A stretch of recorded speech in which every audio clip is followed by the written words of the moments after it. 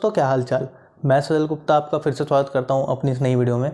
तो हम आज से क्या शुरू करने वाले हैं, आज से मैं ना वन शॉट रिकॉर्डिंग शुरू कर रहा हूं क्लास 11th के लिए और क्लास 12th के लिए, दोनों के लिए। एक दिन आपको क्लास 11th की मिलेगी, एक दिन आपको क्लास 12th की मिलेगी वीडियोस, ठीक है। तो ये जो आज का वन शॉट है ये लिमिट एंड डेरिवेटिव्स में है, क्लास 11th। और ये मत समझना कि ना ये सिर्फ क्लास 11th के लिए इंपॉर्टेंट है, ये क्लास 12th के लिए भी इंपॉर्टेंट है। क्यों? क्योंकि जो लिमिट और डेरिवेटिव्स है ना, ये आपका बेस है, कैलकुलस की बहुत बेसिक सी चीज़ है। अगर आपको ये समझ में आ जाता है तो 12th में आपको काफ़ी हेल्प मिलेगी चैप्टर नंबर 5 में, कॉन्टीन्यूटी एंड डिफरेंशिएबिलिटी में, ठीक है। मतलब वो तो खैर वो तो छोटा सा चैप्टर है, फिर उसके बाद इंटीग्रल्स हैं, काफ़ी सारे चैप्टर्स हैं जो आपके काम आएंगे, ठीक है। तो आप मेरे साथ बने रहिए, इस वीडियो को लास्ट तक ज़रूर देखिएगा और मुझे ज़रूर बताइएगा कि आपको कैसी लगी वीडियो। अगर वीडियो अच्छी लगेगी तो प्लीज़ आप सब्सक्राइब करे बिना बिल्कुल मत जाइएगा, ठीक है। तो आइए देखते हैं।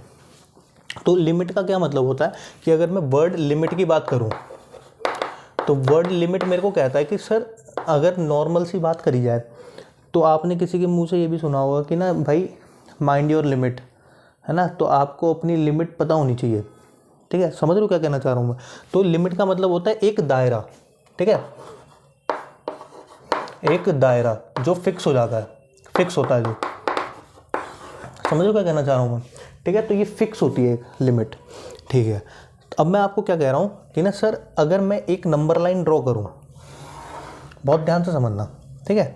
अगर मैं नंबर लाइन एक ड्रॉ करूं और उसमें अगर मैं बता दूं कि सर ये 0 है, 1 है, 2 है, 3 है, -1, -2, -3, ठीक है।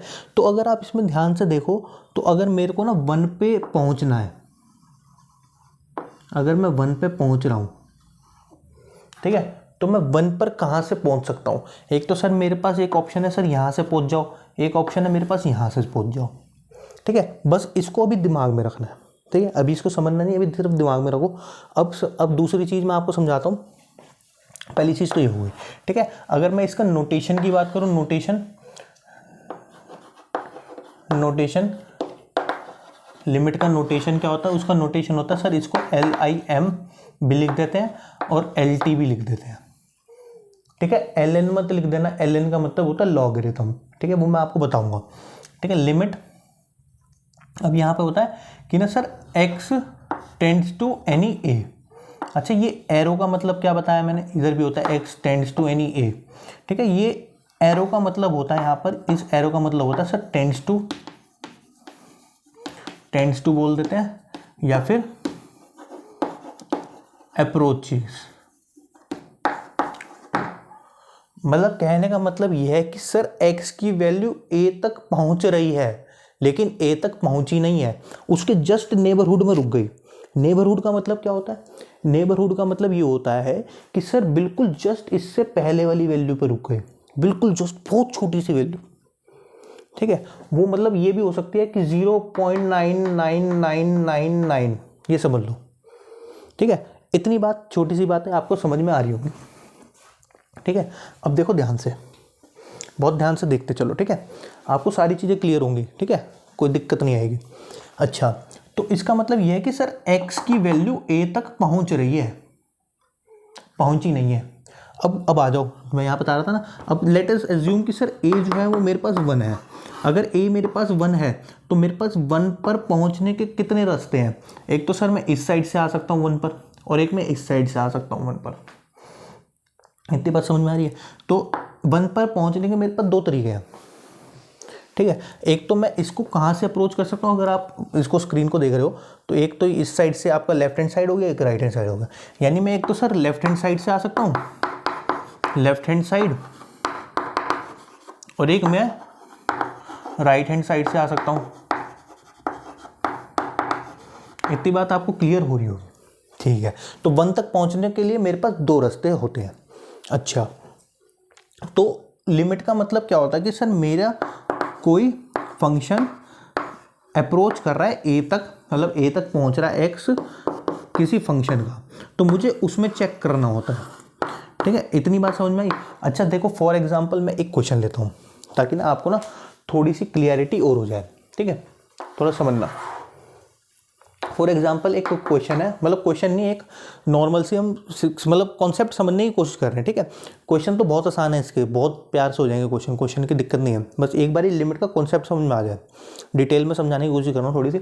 अब देखो, अगर मेरे पास कोई फंक्शन है F X is equals to X square minus one upon X minus one, ठीक है। और अगर मैंने ये a1 लिया था ना, तो मैं इसमें 1 ही कर रहा हूँ, ठीक है। अब उसने बोला कि सर x की वैल्यू 1 नहीं रख सकते आप। अगर इसमें मैंने 1 रख दी, वैल्यू अज्यूम करना आप थोड़ी सी, अगर मैंने इसके अंदर x की वैल्यू 1 रख दी तो ये मेरे पास क्या हो जाएगा, 0/0 हो रहा है। देखो ध्यान से, 0/0 हो रहा है। और आपको इस चीज़ का हमेशा ध्यान रखना है कि सर जब भी आप लिमिट का कॉन्सेप्ट सॉल्व कर रहे होंगे तो आपके में 0/0 नहीं बनना चाहिए, किसी कांस्टेंट a/0 नहीं बनना चाहिए, 0 नहीं बनना चाहिए, और क्या नहीं बनना चाहिए, इन्फिनिटी/इन्फिनिटी नहीं बनना चाहिए, 1/इन्फिनिटी नहीं बनना चाहिए। अगर ये सब बन रहे हैं तो आपको इसको लिमिट को सॉल्व करना पड़ेगा, यानी इसको फर्दर सिंप्लीफाई करना पड़ेगा थोड़ा सा। समझ रहे हो क्या कह रहा हूँ? जैसे अब ये है मेरे पास, अब मैं इसमें x = 1 नहीं रख सकता, तो मैं इसको फंक्शन को कुछ ऐसे लिख सकता हूँ, x + 1 x - 1 अपॉन x - 1 लिख सकता हूँ ना। और मैं देखो इसको इससे काट सकता हूँ, तो मेरे पास फंक्शन, रियल लाइफ फंक्शन मेरे पास क्या है, वो मेरे पास x + 1 है। अब मैं इसको सॉल्व कर सकता हूँ, ठीक है। और अगर मुझसे ये पूछता कि सर आपने इसके अंदर limit x tends to 1 find करके दिखाओ f x की, तो अब मैं क्या करता कि डायरेक्ट तो मैं 1 पुट नहीं कर सकता था इसके अंदर, तो अब मैं इसके अंदर लगा दूंगा sir limit x tends to 1 x + 1, तो मेरे पास वैल्यू क्या आ जाएगी कि सर 1 + 1 = 2। यानी जब x 1 तक पहुंच रहा है तो y मतलब fx जो है वो 2 तक पहुंच रहा है। अब देखो इसको ना ग्राफिकली समझते हैं, देखो ध्यान से, आपको ना पूरा क्लियर हो जाएगा कॉन्सेप्ट। मैंने ये बना दिया, ठीक है। अब 0 1 2 3 4 5 1 2 3 4 5। अब अच्छा, काफ़ी मतलब बच्चों को ये पता होगा कि अगर आपने पढ़ा होगा तो ये ना मेरे पास स्ट्रेट लाइन का ग्राफ बनेगा, ठीक है। अगर मैं इसके अंदर बना लेते हैं इसके कोऑर्डिनेट्स, अगर मैं इसमें 0 पुट करता हूँ x की जगह तो y की वैल्यू 1 आती है, ठीक है। अगर मैं x की वैल्यू 1 पुट करता हूँ तो y की मेरे पास 2 आती है। यानी ये जो है ना, यहाँ से स्टार्ट होएगा फंक्शन और वो ना ऐसे चलेगा समथिंग, समझ लो, ये स्ट्रेट लाइन इसकी बनेगी। तो अब देखो जैसे जैसे x जो है, अगर मैं यहाँ पे देखूँ तो यहाँ पर ये है मेरे पास 2 पर, ठीक है। लेकिन 1 पर क्या है, मेरे पास वैल्यू डिफाइन नहीं है, 1 पे वैल्यू डिफाइन नहीं है। क्यों? क्योंकि फंक्शन जो मेरा था वो x ≠ 1 पर था, तो मेरे पास 1 पर डिफाइन नहीं है। तो 1 से मैं हल्की छोटी सी वैल्यू ले रहा हूँ, और जैसे जैसे मैं ये x एक्सिस हो गई और ये वाली आपके पास क्या हो गई, y एक्सिस, यानी इसको मैं fx लिख सकता हूँ, क्योंकि भाई मेरे पास y की वैल्यू कैसे आती है, मैं इसको एक तरीके से ये तो लिख सकता हूँ ना, y = x + 1। तो y की वैल्यू मतलब fx की वैल्यू आ रही है, और x की वैल्यू, जैसे जैसे x की वैल्यू 1 पर बढ़ रही है वैसे वैसे y की वैल्यू देखो 2 तक पहुंच रही है धीरे धीरे। तो लिमिट का कॉन्सेप्ट सिंपल सा ये कहता है, बेसिक सा एजेंडा है लिमिट के कॉन्सेप्ट का, कि सर x के अंदर जब चेंज आ रहा है तो y के अंदर किस रिस्पेक्ट में चेंज आ रहा है, ठीक है। लिमिट और डेरिवेटिव पूरे चैप्टर में हमने यही पढ़ना है कि किसके रिस्पेक्ट में किसके अंदर क्या क्या चेंजेस आते हैं, ठीक है। तो इतनी सी जो बात थी, ये सारी लिमिट के ऊपर कॉन्सेप्ट था। एक छोटा सा थोड़े से मतलब एग्जांपल और लूँगा, फिर उसका लिमिट पे क्वेश्चंस करेंगे, फिर उसके बाद अपना डेरिवेटिव करेंगे, ठीक है। आप इसको नोट करो फटाफट से स्पीड में। अच्छा देखो, कुछ बच्चों को हो सकता है कि ये समझ में ना आया हो। यहाँ पे क्या करा है मैंने, इसका फॉर्मूला खोला है, a² - b² का फॉर्मूला होता है ना, a + b और a - b, ठीक है। ये खोला है मैंने इधर, ठीक है। वैसे आप समझदार हो, लेकिन हो सकता है किसी बच्चे को ना समझ में आया, तो वो इसलिए मैंने यहाँ पे समझा दिया, ठीक है। अब आगे देखो इसको फटाफट से। तो देखो बच्चों, तो इसमें क्या है मैं आपको समझाता हूँ। जैसे मैंने आपको बताया था, एक नंबर लाइन है हमारे पास, ठीक है, और मैं इसमें 1 तक पहुंच रहा था, इधर से भी पहुंच सकता हूँ मैं, इधर से भी पहुंच सकता हूँ, ठीक है। तो इसमें क्या होता है, एक कॉन्सेप्ट होता है लेफ्ट हैंड लिमिट और राइट हैंड लिमिट, ठीक है। आप ये वन शॉट में है ना, थोड़ा आप देख के तो चलना, ठीक है। तो ये लेफ्ट हैंड लिमिट और राइट हैंड लिमिट, ठीक है। लेफ्ट हैंड लिमिट में क्या होता है कि ना आपको ना एक limit x tends to a तक पहुंच रहा है ना, अब इसको ना मैं 1 की जगह a ले लेता हूँ, मैं a पे पहुंच रहा हूँ, ठीक है। तो a पर पहुंच रहा हूँ मैं, ठीक है। अब a से अगर मैं लेफ्ट हैंड साइड पे आऊँगा तो a से मुझे छोटी वैल्यू लेनी पड़ेगी, a से जस्ट छोटी वैल्यू लेनी पड़ेगी। अच्छा, अगर मैं a से जस्ट छोटी वैल्यू ले रहा हूँ तो वो मैंने एज्यूम कर लिया कि सर वो ना छोटी वैल्यू h है, लेट अस एज्यूम कि वो h है। अगर वो मेरे पास h है, ठीक है, तो वो h है, तो मैं अगर इसको इससे a से छोटी वैल्यू है तो मतलब a नेगेटिव में इसको लिख सकता हूँ। इस नेगेटिव का मतलब ये नहीं है कि a नेगेटिव हो गया, ये नेगेटिव मुझे ये दर्शाता है कि मैंने a से छोटी वैल्यू ली है यहाँ पर। तो अगर मैंने a से छोटी वैल्यू ली है और मेरे पास कोई ये फंक्शन है fx, ये कोई मेरे पास फंक्शन है fx और मैंने a छोटी वैल्यू ली है, ठीक है, फंक्शन के अंदर ही, ठीक है। तो मेरे पास लेफ्ट हैंड लिमिट फाइंड करने का तरीका क्या होगा, और वो ना छोटी जो वैल्यू है वो मैंने h ली है, ठीक है। तो थोड़ा सा इरेज कर देते हैं, और ये जो छोटी सी वैल्यू है वो h ली है मैंने, ये दिमाग में रखना, ठीक है, h। अच्छा, तो इसको फाइंड करने का तरीका ये होता है limit x tends to a minus, और इसमें हम कर देते हैं f a minus h, simple, ठीक है। मतलब a में से हमने h घटाया है ना, तो मतलब मेरे पास कोई एक a है और उसमें से मैं h माइनस कर रहा हूँ, सिंपल सी बात। अच्छा, वही अगर मैं इससे राइट हैंड लिमिट में लूँ, यानी a से हल्की सी बड़ी वैल्यू लेनी पड़ेगी मुझे, और वो हल्की सी बड़ी वैल्यू मैं h ले रहा हूँ, तो इसके अंदर मेरे पास क्या हो जाएगा सर, लिमिट x पॉजिटिव। अब ये a पॉजिटिव मेरे को क्या बताता है कि सर राइट हैंड लिमिट ली है मैंने फंक्शन के अंदर, तो ये मैं क्या कर दूंगा इसके अंदर, limit x tends to a positive f a plus h। इतनी बात आपको ध्यान में रखनी है, ठीक है। इतनी बात ध्यान में रहेगी कि सर आपको लेफ्ट हैंड लिमिट क्या लेनी है और राइट हैंड लिमिट क्या लेनी है, ठीक है। अच्छा, ये ना देखो 11th में इंपॉर्टेंट तो है ही, 12th में ना बहुत ज़्यादा इंपॉर्टेंट है ये लिमिट का कॉन्सेप्ट। अच्छा, तीसरी चीज़ ये है कि ना सर अगर आपको लिमिट एग्जिस्ट के बारे में पता करना है, लिमिट एग्जिस्ट कर रही है या नहीं कर रही, तो उसमें आपको क्या है कि जैसे आपको फंक्शन f(x) दिया हुआ है, तो इसके अंदर आपको fa पुट करना है। fa क्या होगा, जो a जैसे 1 था इधर, तो 1 पुट कर देना है, ठीक है। 1 पुट करके देखोगे, fa निकालोगे, fa आपके पास आते ही सार क्या हो जाएगा, fa आपके पास जैसे कैलकुलेट हो जाएगा, आपके पास लेफ्ट हैंड लिमिट कैलकुलेट हो जाएगी और आपके पास राइट हैंड लिमिट कैलकुलेट हो जाएगी। अगर ये तीनों इक्वल आ जाते हैं तो आप क्या कह दोगे, सर लिमिट एग्जिस्ट, लिमिट क्या कर गई आपकी, एग्जिस्ट कर गई, ठीक है। Hence function is continuous. अच्छा, ये याद रखो, ठीक है, कॉन्टिन्यूअस। 11th क्लास में तो ये कॉन्टिन्यूअस और कॉन्टिन्यूटी डिसकॉन्टिन्यूटी नहीं है ना, बस ये याद रखो कि सर वो ना फंक्शन कॉन्टिन्यूअस हो जाता है, सिंपल सी बात, ठीक है। अब जैसे कि ना मैं ना, आपने ये तो देखा ही होगा, एक मैंने फंक्शन ले लिया f(x) -1 1, और ये जो x जो है वो छोटा होगा 0 से, और मैंने ले लिया sir x is greater than equal to 0, ये मैंने ले लिया, ठीक है। ये समथिंग लाइक सिग्नम फंक्शन है, लेकिन सिग्नम फंक्शन में 0 आ जाता है। अच्छा, अगर मैं इसका ग्राफ बनाऊं, तो ग्राफ बनाते हैं, समझना आप लोग। तो इसका ग्राफ कैसे बनेगा सर, x की 0 से बड़ी वैल्यूज के लिए और इक्वल टू 0 पर, तो मेरे पास सर ये 1 है अगर, तो इधर जाएंगी वैल्यूज, जैसे मैं x की वैल्यू 1 ले लूँ, 2 ले लूँ, 3 ले लूँ, 4 ले लूँ, तो उसके लिए 1 आता रहेगा भाई। इतनी बात समझ में आ रही है। अच्छा, अब मैं अगर -1 ले रहा हूँ, ये -1 है, तो इधर मेरे पास 0 पर तो कुछ नहीं है, लेकिन 0 से इधर मैं जाऊँगा तो वो मेरे पास -1 होता रहेगा, तो इसका ग्राफ कुछ ऐसा बनेगा। इतनी बात आपको सिंपल सी समझ में आई होगी। इसमें कोई दिक्कत है, देखो जरा, इसमें तो कोई दिक्कत नहीं है आपको, ठीक है।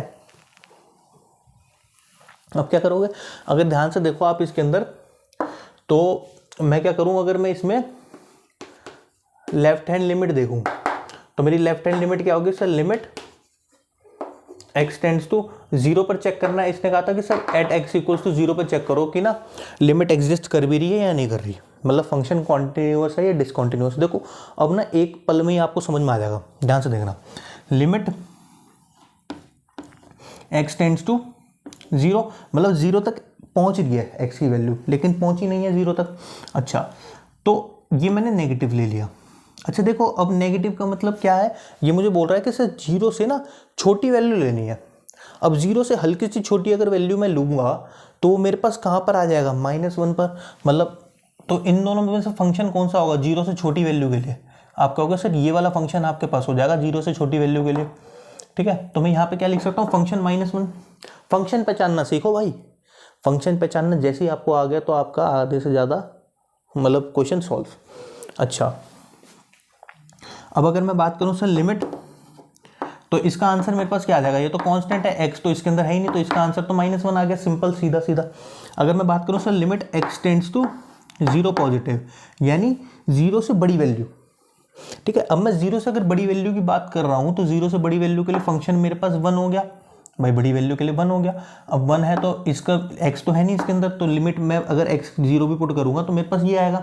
अब देखो ये आ गया और ये आ गया, ठीक है। अगर मैं f0 भी निकालता हूँ तो f0 का मतलब क्या है कि सर इक्वल टू 0 मैं कौन से फंक्शन में रख सकता हूँ, इन दोनों में से इक्वल टू 0 कौन से फंक्शन में रख सकता हूँ, इसमें रख सकता हूँ, क्योंकि x is greater than equal to 0 है इधर, तो इक्वल टू 0 के 1 है तो ये भी 1 आ गया।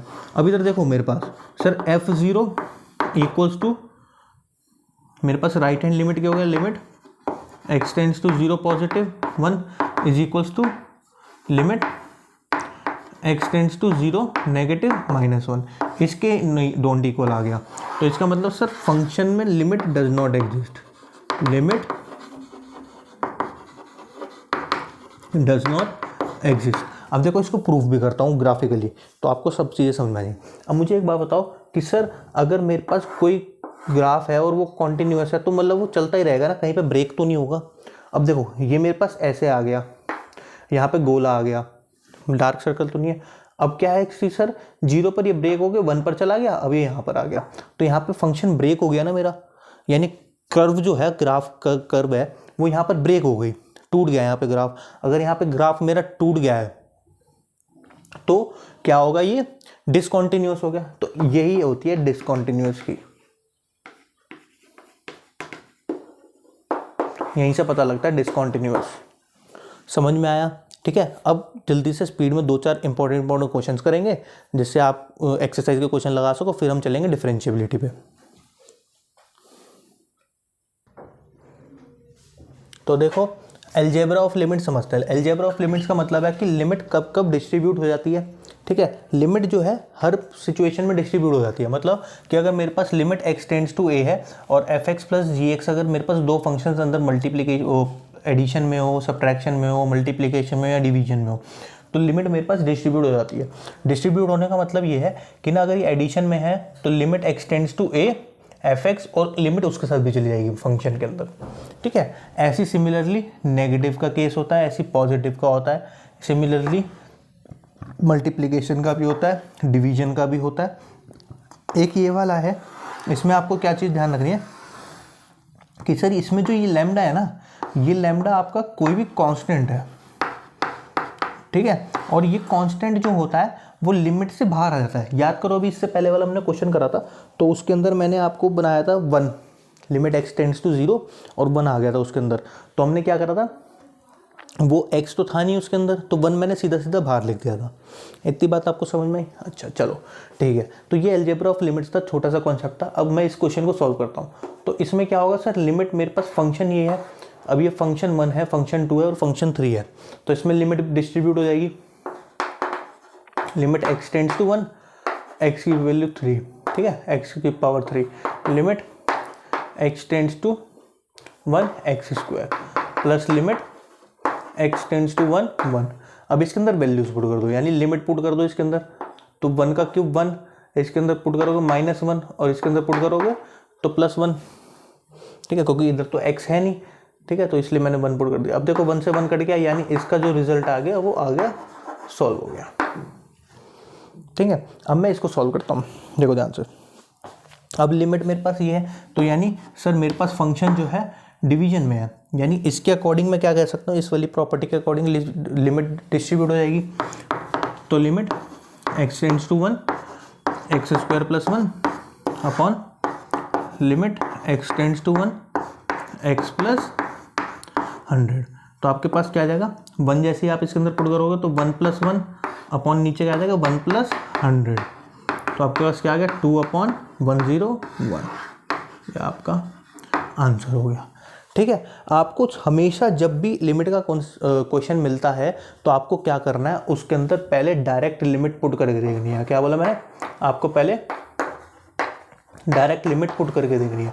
अगर डायरेक्ट लिमिट पुट करने से सॉल्यूशन आ जाता है तो वेल एंड गुड। ठीक है, अगर सॉल्यूशन नहीं आता है तो आप क्या करोगे, अगर सॉल्यूशन नहीं आता तो फिर कोई ना कोई फॉर्म बनेगी, जैसे 0/0 फॉर्म बन रही है, a/0 बन रही है, मतलब इस टाइप की कोई ना कोई फॉर्म आपके पास बनेगी। तो इन फॉर्म को हटाने के लिए आपको क्वेश्चन में सिंप्लीफिकेशन करना पड़ेगा। सिंप्लीफिकेशन करते ही सार आपको उसको ओमिट कर देना है, और जैसे ही वो ओमिट हो जाएगा तो आपका सॉल्यूशन आ जाएगा। इतनी बातें आपको समझ में आ गई होगी। ठीक है, अब मैं 2 क्वेश्चन उसके रिलेटेड लेता हूँ तो आपको अच्छे से समझ में आएगा। एक बार आप इसको नोट करो फटाफट से। तो देखो ये ना 2 क्वेश्चन हैं आपके सामने। ठीक है, पहला क्वेश्चन ये वाला देखते हैं हम, समझना ध्यान से। सर मेरे पास ना ये दी हुई है, तो लिमिट ऊपर और नीचे डिस्ट्रीब्यूट हो जाएगी। पहले ना साइड में ना आप ना वैल्यू डाल के देख लिया करो। ठीक है, फंक्शन के अंदर अगर मैं जैसे यहाँ पे 2 पुट करूँगा तो ये मेरे पास 8 हो जाएगा माइनस, और अगर मैं यहाँ पे 2 पुट करता हूँ तो मेरे पास क्या हो जाएगा 2 4 अपॉन, इसके अंदर पुट करोगे तो आपके पास 4 माइनस 10 प्लस 6 हो जाएगा। और देखो ये ना अगर आप सॉल्व करोगे इसको तो ये 0/0 कंडीशन बन गई आपके पास, बन गई कि नहीं बन गई। ठीक है, तो यानी मैं इसके अंदर डायरेक्ट 2 तो पुट नहीं कर सकता। अगर मैं डायरेक्ट इसमें 2 पुट नहीं कर सकता तो मुझे इसको सिंप्लीफाई करना पड़ेगा। अच्छा चलो इसको थोड़ा सिंप्लीफाई करते हैं। लिमिट x टेंड्स टू 2 तो मैंने एज इट इज़ रखा। ठीक है, थोड़ा समझ के चलना दोस्तों। ठीक है, ऊपर देखो, ऊपर अगर मैं देखूं तो ऊपर से मैं एक्स स्क्वायर कॉमन ले सकता हूं, जो कॉमन आ रहा है निकालते जाओ फटाफट से। एक्स स्क्वायर अगर आपने कॉमन ले लिया तो आपके पास क्या बचेगा x माइनस 2, समझ रहे हो। ठीक है, अब देखो नीचे मेरे को करना पड़ेगा मिडिल टर्म स्प्लिटिंग। ठीक है, मिडिल टर्म स्प्लिटिंग आपको आता होगा। ठीक है, नहीं आता तो एक और बार देखो। सर इसके कोफिशिएंट और इसके कोफिशिएंट मतलब लास्ट वाले c को a और c को मल्टीप्लाई करते हैं, मेरे पास 6 आ गया। इसका हम वो निकालते हैं LCM, तो 2 3 3 1 यानी 2 इंटू 3, और मुझे बीच में बनाना है माइनस का 5। तो माइनस का 5 कैसे बन जाएगा 2x माइनस 3x, यानी ये माइनस का 5x बन जाएगा मेरे पास। तो अब इसके अंदर मैं पुट करूँगा तो मेरे पास क्या आएगा X square minus 2x minus 3x plus 6 limit x tends to 2 X square x minus 2 upon, देखो इन दोनों में से क्या कॉमन आ रहा है सर x, तो x माइनस 2 बचेगा। इन दोनों में से क्या कॉमन आ रहा है माइनस का 3, तो x माइनस 2 बचेगा। समझ लो ना, माइनस का 3 जैसे ही बाहर निकालूंगा तो यहाँ पे साइन चेंज हो जाएगा। ठीक है, इतनी छोटी मोटी चीज़ें तो आपको पता है ना। ठीक है, अब देखो sir limit x tends to 2, अब इन दोनों में से भी क्या कॉमन आ रहा है x माइनस 2 कॉमन आ रहा है नीचे वाले में, तो x माइनस 2 आपने कॉमन निकाल लिया, क्या बचेगा आपके पास x माइनस 3। तो अब देखो इससे ये कट हो गया, तो आपके पास क्या बचा sir limit x tends to 2 X square upon x minus 3। ठीक है, अब इसके अंदर 2 पुट करके देखो, अगर आप इसके अंदर 2 पुट करोगे तो ऊपर 4 बन रहा है और नीचे -1, यानी अब मैं पुट कर सकता हूँ 4 माइनस 1 इक्वल्स टू माइनस का 4। ये आपके पास इसका आंसर हो गया। आई होप आपको अब समझ में आया होगा कि सर लिमिट का कॉन्सेप्ट क्या है। ठीक है, बहुत बढ़िया तरीके से समझ में आया होगा। अगर आपको बढ़िया तरीके से समझ में आ गया तो इस वीडियो को पूरी देखना, और मुझे आप ज़रूर बताना कमेंट करके कि ना भाई ऐसे पार्ट्स मैं और लाऊं या ना लाऊं वन शॉट में। ठीक है, अगर आपको अच्छा लगेगा तभी मैं लाऊंगा, नहीं तो फिर लाने का कोई फ़ायदा नहीं है। ठीक है। तो ज़रूर बताना, कमेंट देखो, अगर आप कमेंट करोगे तभी मुझे पता लगेगा कि बच्चों को क्या चीज़ समझ में आ रही है या क्या चीज़ समझ में नहीं आ रही है। ठीक है, तो इसलिए ना एक कमेंट ज़रूर छोड़ के जाया करो, चाहे मतलब आप क्या करो कि सर ऑल क्लियर या कुछ भी XYZ जो भी आप कमेंट कर सकते हो वो ज़रूर कमेंट करा करो। ठीक है, अगर यहाँ तक आपने वीडियो देख लिया इसका मतलब आपको समझ में आ रहा है। ठीक है, अब देखो ये वाला कॉन्सेप्ट देखते हैं।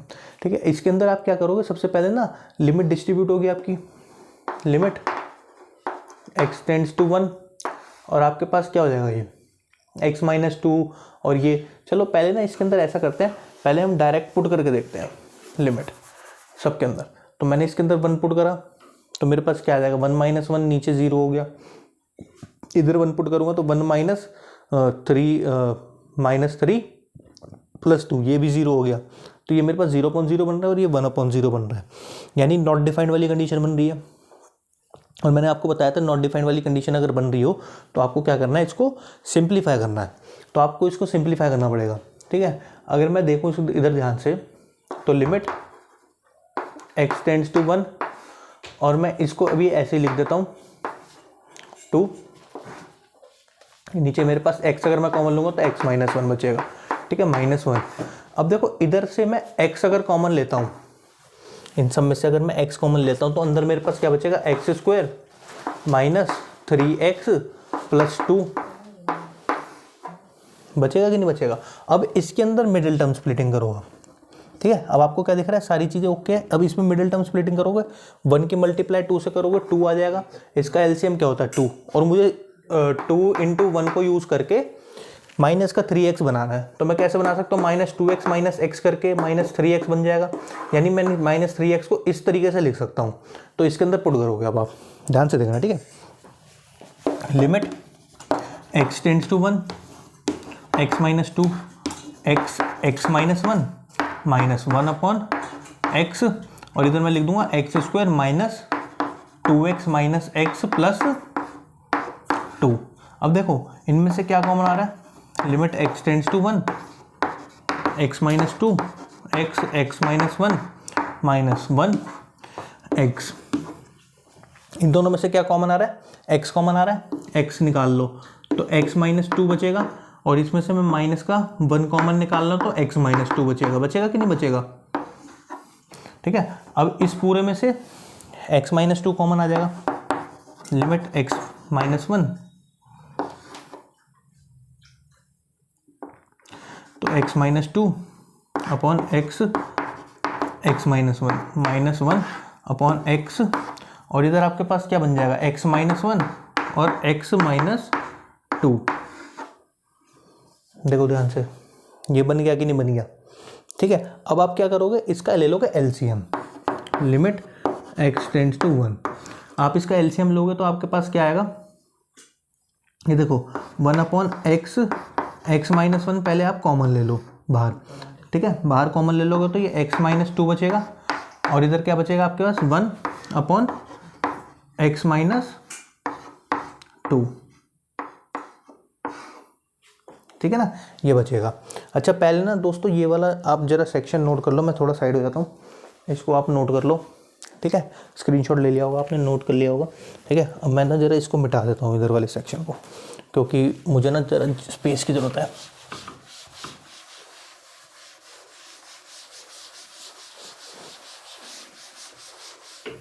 ठीक है, अब देखो, अब इसके बाद मैं क्या लिख सकता हूँ, इसको limit x tends to 1 1/x minus 1, तो मेरे पास आ जाएगा x माइनस 2 का होल स्क्वायर -1/x माइनस 2। ठीक है, अब क्या करोगे आप, इसको सॉल्व करोगे तो limit x tends to 1 1/x minus 1, और इधर आपके पास अगर इसको खोलोगे तो क्या आ जाएगा आपके पास x² माइनस 4x, ठीक है, प्लस का 4 -1/x माइनस 2। ठीक है, limit x tends to 1 1/x minus 1, और इसके साथ x माइनस 2 भी लिख सकता हूँ मैं। ठीक है, और अंदर मेरे पास क्या बच जाएगा x² माइनस 4x प्लस 3। अब देखो, अब मुझे इसके फैक्टर बनाने पड़ेंगे। अब इसके फैक्टर बनाओ 1 × 3, यानी 3 × 1 से मुझे -4x बनाना है, यानी 3x माइनस एक्स करके मैं 4x लिख सकता हूँ माइनस का, ठीक है। लिमिट x टेंड्स टू 1, इसको ऐसे लिख सकता हूँ X square minus 3x minus X plus 3 upon X minus 1 X minus 2, ठीक है। तो मेरे पास क्या आ जाएगा sir, limit x tends to 1, अब इनमें से कॉमन निकालोगे x तो x माइनस 3, अब इनमें से -1 कॉमन निकालोगे तो क्या बचेगा x माइनस 3, और नीचे क्या है मेरे पास x माइनस 1 x माइनस 2, अब इन दोनों में से कॉमन निकालोगे क्या आ जाएगा आपके पास, लिमिट x टेंड्स टू 1 तो x माइनस 1 बचेगा, x माइनस 3 कॉमन निकल जाएगा भाई, इन दोनों में से x माइनस 3 कॉमन निकल गया तो x माइनस 1 बचेगा, और इधर क्या बचेगा x माइनस 1 और x माइनस 2। समझ में आया? इस क्वेश्चन से हम इसको यहाँ तक ले आए, समझे। अब देखो x माइनस 1 से x माइनस 1 आप काट सकते हो, तो आपके पास क्या बचेगा, limit x tends to 1 x minus 3 upon x minus 2, ठीक है। अब इसके अंदर 1 पुट कर दो लिमिट, तो आपके पास आंसर क्या आएगा सर, 1 माइनस 3 अपॉन 1 माइनस 2, यानी -2 अपॉन -1, माइनस से माइनस कट गया, यानी आपका रिजल्ट जो आंसर है वो 2 आना था। बहुत बढ़िया क्वेश्चन था भाई, बहुत बढ़िया। एक बार इसको देखो, एक बारी देखो इसको पूरे को, बहुत बढ़िया तरीके से समझ में आएगा। समझ में नहीं आया थोड़ा सा वीडियो को पीछे करके एक और बार देखना, पूरा अच्छे से समझ में आएगा, ठीक है। फटाफट से आप इसको नोट करो। तो अब देखो एक ना थ्योरम है बहुत इंपॉर्टेंट, ठीक है। वो क्या है आपके पास कि अगर सर आपके पास limit x tends to a है तो वो x की पावर n माइनस a की power n upon x minus a बन रहा है, तो आप उसका डायरेक्ट रिजल्ट लिख सकते हो क्या, n इंटू a की पावर n माइनस 1, ये आप डायरेक्ट लिख सकते हो। अच्छा, इस चीज़ पे एक गौर करने वाली चीज़ ये है कि ना सर अगर यहाँ पर a है आपके पास तो यहाँ पर भी a होना चाहिए, यहाँ पे भी a होना चाहिए आपके पास, तब ये आपके पास होना मतलब आप कर सकते हो। और x की पावर भी उतनी होनी चाहिए और a की पावर भी उतनी ही आपके पास होनी चाहिए। अच्छा फॉर एग्जांपल अगर मैं ये वाला क्वेश्चन देखूं तो इसमें क्या करेंगे हम, लिमिट x टेंड्स टू 1, अब मुझे सर अगर मैं इसके अंदर 1 पुट करता हूँ तो मेरे पास 1 माइनस 1 और 1 माइनस 1 यानी कि 0/0 बन रही है कंडीशन, ठीक है। अब अगर ये 0/0 बन रही है तो इसका मतलब मुझे इसके अंदर कुछ करना पड़ेगा। तो मुझे एक थ्योरम मेरे मास्टर ने बता रखी है कि सर ये एक थ्योरम होती है, तो मैं इसको इस थ्योरम के अकॉर्डिंग कन्वर्ट कर सकता हूँ, हाँ जी कर सकता हूँ। लेकिन इसमें एक शर्त थी कि सर x की पावर n माइनस a की पावर n होनी चाहिए और नीचे x माइनस a होना चाहिए, मतलब इसकी पावर 1 और इसकी पावर 1। अब सर इधर ये x की पावर 15 है, चलो मैं इसको 1 को 1 की पावर 15 भी लिख सकता हूँ, ठीक है। 1 की पावर जितनी मर्जी हो तो 1 ही होता है, लेकिन सवाल ये है कि इसके नीचे फिर x माइनस 1 आना चाहिए ना, लेकिन इसके नीचे तो x माइनस 1 आ नहीं रहा। तो मैं इसको कुछ ऐसे लिख सकता हूँ, बहुत ध्यान से देखना, कि सर डिवाइडिंग x माइनस 1 ऊपर और नीचे, कुछ मैं इसको ऐसे कर सकता हूँ, मतलब कि x माइनस 1 से ना दोनों साइड डिवाइड कर दिया। अब देखो ये इससे कट जाएगा तो इक्वेशन तो मेरे पास यही रहेगी ना, मतलब इक्वेशन में तो कोई चेंज नहीं आया। समझ रहे हो ना मैं आपको क्या इलेबोरेट करने की कोशिश कर रहा हूँ। तो मैंने ये काम कर दिया। अब देखो इसको मैं अपनी कंडीशन के हिसाब से भी लिख सकता हूँ, यानी लिमिट x टेंड्स टू 1, और इसमें लिख सकता हूँ सर x की पावर 15 माइनस 1 की power 15 upon x minus 1 upon में x की पावर 10 माइनस 1 की पावर 10 अपॉन x माइनस 1। तो ये मेरे पास ना कुछ ऊपर और नीचे ना सेम ये वाली कंडीशन बन गई, यानी मैं इसके अंदर अगर लिमिट मेरी डिस्ट्रीब्यूट होगी फर्दर तो मैं इसको ऐसे लिख सकता हूँ सर n क्या है मेरे ऊपर पास 15, a क्या है मेरे पास 1 की पावर 15 माइनस 1 अपॉन 10 की पावर 1, इसकी क्या थी 10 माइनस 1, ठीक है। तो ये मेरे पास क्या हो जाएगा, 1 की पावर जो मर्जी हो कुछ नहीं फर्क पड़ता, 15/10, यानी मेरा आंसर आ जाएगा 5 से काटोगे तो 3/2। आई होप आपको समझ में आया होगा, ठीक है। अब सवाल आता है सर ये वाला क्वेश्चन आ गया अगर आपके पास, तो अगर अब ये वाला क्वेश्चन आ गया तो अब आप इसको डिस्ट्रीब्यूट करोगे, ठीक है। अब देखो सर, अगर मैं इसमें 0 पुट करता हूँ तो ये मेरे पास 1 आ गया, 1 - 1 और 0, यानी 0/0 बन गई है। और मैंने आपको बोला था अगर आपकी इक्वेशन 0/0 बन रही है तो इसका मतलब आपको उसके अंदर फर्दर सिंप्लीफिकेशन करनी पड़ेगी, ठीक है। तो इस टाइप का अगर क्वेश्चन आपके पास आ जाता है, इस टाइप का अगर आपके पास क्वेश्चन आ जाता है तो इसमें ना आपको चेंज ऑफ लिमिट का कॉन्सेप्ट लगाना पड़ेगा, यानी आपको लिमिट इसमें चेंज करनी पड़ेगी। कैसे चेंज करनी पड़ेगी? सर अगर मेरे पास यहाँ पे x है, x+1 है, ठीक है, x+1 है, इसको मैं ना फर्दर कोई भी y लेट कर लेता हूँ। लेट अस सपोज कि मैंने इसको y लेट कर लिया। अच्छा सर जी, आपने y तो लेट कर लिया। अब मैं इसके अंदर अगर देखूँ, अगर मैं इसमें से x की वैल्यू निकालूँ, चलो x की वैल्यू अभी नहीं निकालते, ठीक है, अभी मैं इसके अंदर पुट करता हूँ तो ये मेरे पास √y हो गया, -1 हो गया, और अपॉन में अगर मैं x इसके अंदर पुट करता हूँ, x, अगर मैं x इसके अंदर x की वैल्यू निकालता हूँ तो x की वैल्यू मेरे पास क्या आ जाएगी?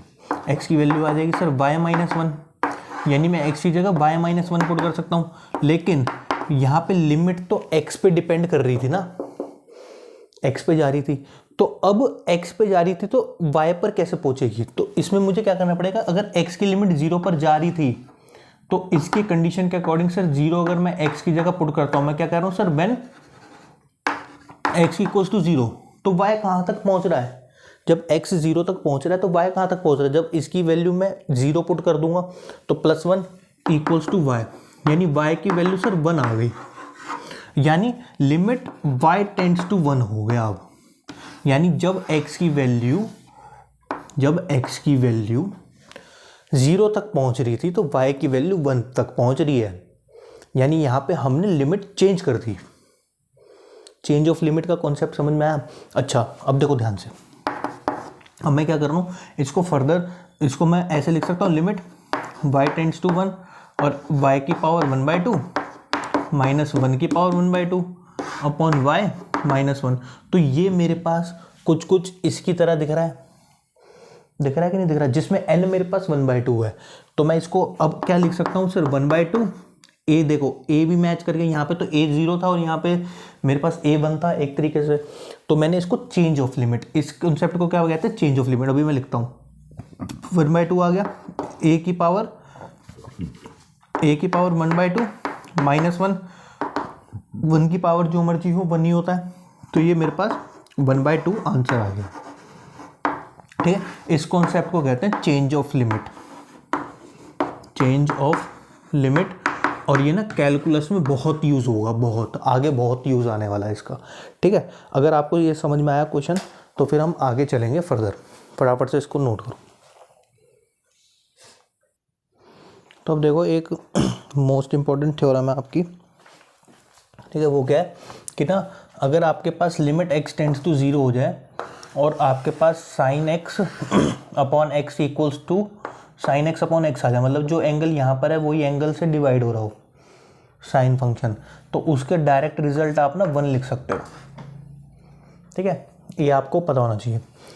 और इसके अंदर क्या होता है, एक आपके पास ये आता है limit x tends to 0 1 - cos x upon x। अगर आप इसके अंदर x टेंड्स टू 0 पुट करोगे तो आपका रिजल्ट डायरेक्ट 0 हो जाएगा, ठीक है। इतनी बात आपको समझ में आ गई होगी। अगर आपको एक चीज़ और ध्यान रखनी है कि सर अगर लिमिट x टेंड्स टू मेरे पास 0 है तो मेरे पास जो 10x अपॉन x है वो भी मेरे पास 1 के इक्वल हो जाता है, ठीक है। ये छोटे छोटे से पॉइंट्स है, ये ध्यान रखने हैं। अब देखो जरा, मैं अगर इसके अंदर सॉल्व करता हूँ इसको तो मेरे पास क्या आएगा, अगर मेरे को देखो ध्यान से, अगर मेरे पास ये 4x है, ठीक है, अगर मैं इसमें 0 पुट करता हूँ तो साइन 0 0 होता है और नीचे भी 0, यानी 0/0 कंडीशन बन रही है, ठीक है। अब मुझे इसको फर्दर सॉल्व करना है, तो मैं इसको कैसे करूँगा सर, अगर मैं इसको कुछ इस तरीके से लिख सकता हूँ, लिमिट x टेंड्स टू 0, और मैं इसको कुछ ऐसे लिख सकता हूँ, साइन 4x इंटू, ये तो एंगल का है, 4x अपॉन 4x, मतलब मैंने इसको 4x से डिवाइड और मल्टीप्लाई कर दिया, और नीचे sign 2x into 2x upon 2x।